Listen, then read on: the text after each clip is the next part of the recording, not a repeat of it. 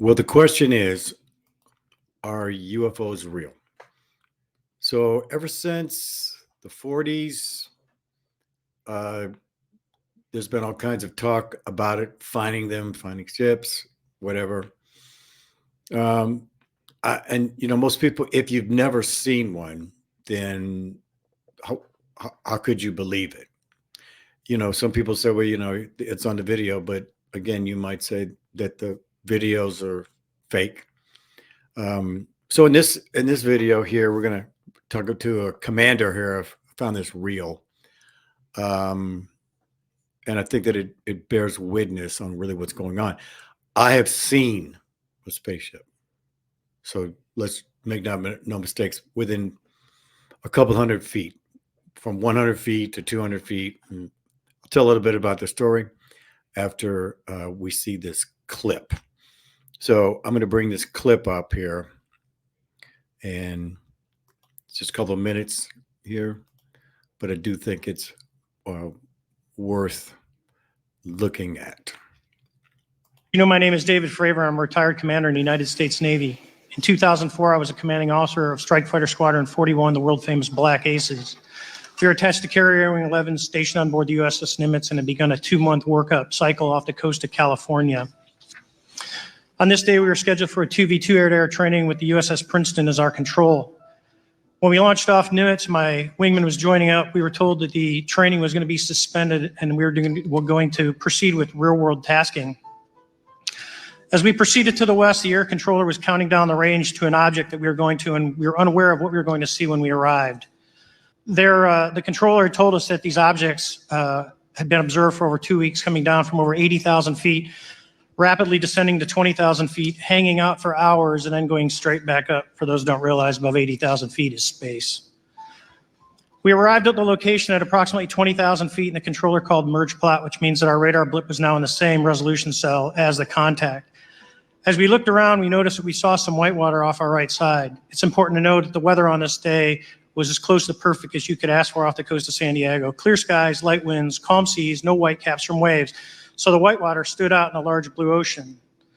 All 4 of us, because we were in F-18Fs, so we had pilots and Wizzo in the back seat, looked down saw a white tic-tac object with a longitudinal axis pointing north-south and moving very abruptly over the water like a ping pong ball. There were no rotors, no rotor wash, or any sign of visible control surfaces like wings. As we started clockwise towards the object, my Wizzo and I decided to go down and take a closer look with the other aircraft staying in high cover to observe both us and the tic-tac. We proceeded around the circle about 90 degrees from the start of our descent, and the object suddenly shifted its longitudinal axis, aligned it with my aircraft, and began to climb. We continued down another 270 degrees, nose low, where the tic-tac, or we considered 270 degrees to where, and we went nose low to where the tic-tac would have been. Our altitude at this point was about 15,000 feet, and the tic-tac was about 12,000.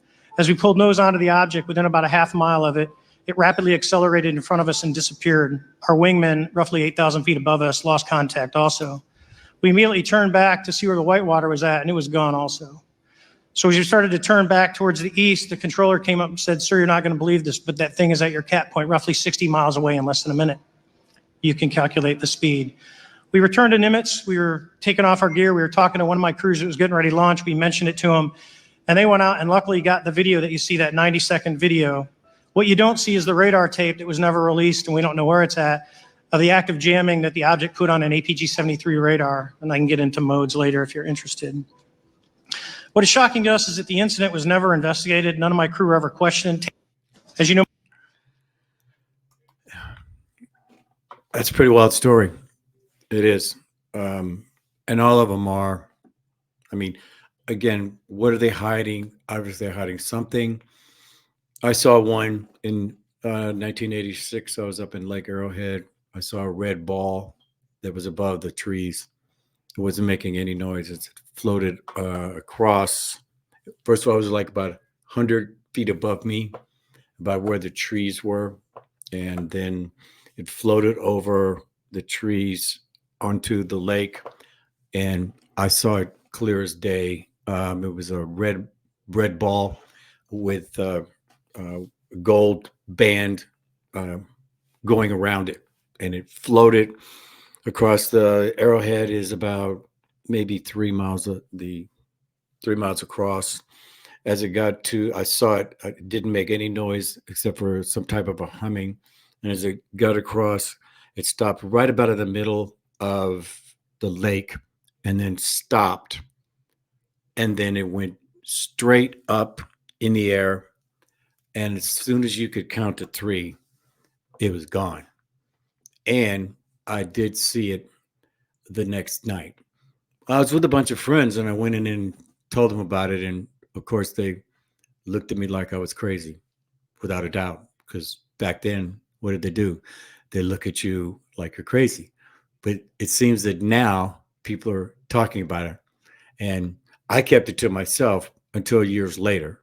And then it triggered me again later. But yes, we're living in a wild world. And for all of you who don't want to believe, hell, I don't even blame you.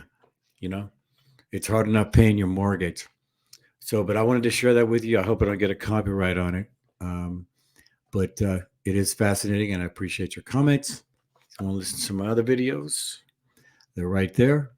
And until then, I'll see you on the next video.